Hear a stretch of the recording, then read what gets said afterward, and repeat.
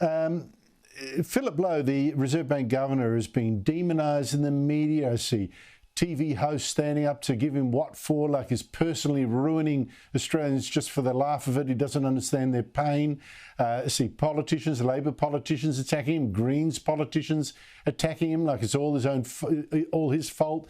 I also see, in fact, the crowd being whipped up. There's a crowd outside the Reserve Bank hurling abuse, etc., etc. Some people might say, well, after all this, it makes sense that Philip Lowe, given that he doesn't know if he's still got a job after September, might have gone soft so to placate the critics and the government. What do you make of all that?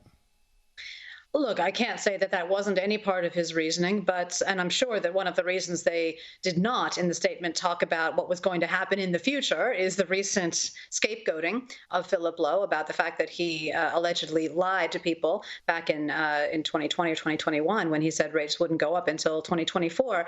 The man does not have a crystal ball, and I see the last few weeks of this scapegoating as basically a witch hunt.